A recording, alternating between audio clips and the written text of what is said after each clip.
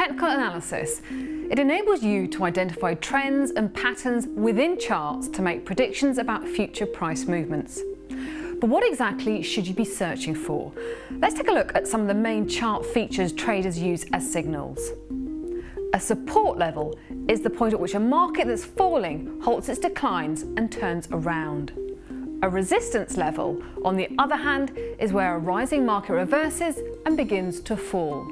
The more times the price reaches a support or resistance level, but fails to go through it, the stronger that level is said to be.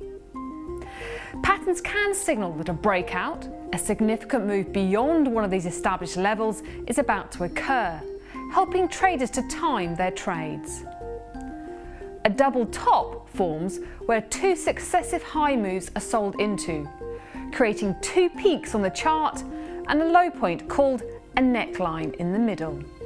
This can indicate that the uptrend has finished and a reversal is likely. A double bottom is the opposite, so may indicate that a bullish trend reversal is on the way.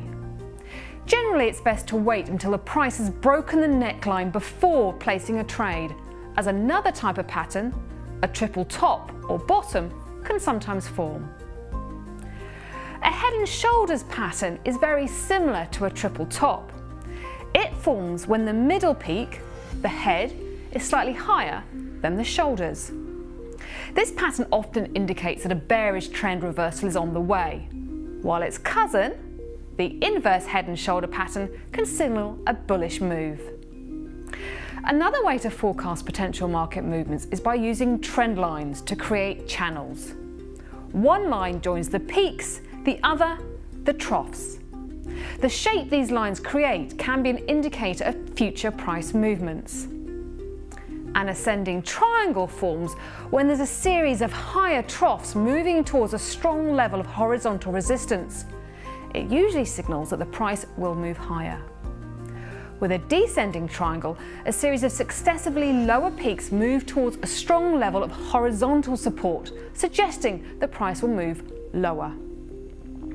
Where the lines converge to create a symmetrical triangle, it's likely the price will continue to move with the overall trend once that breakout occurs. Another type of pattern, a wedge, forms where a market's price starts to narrow between two sloping trend lines. A rising wedge is formed where there are two upwardly slanted lines, with the price likely to push lower once the pattern has fully developed.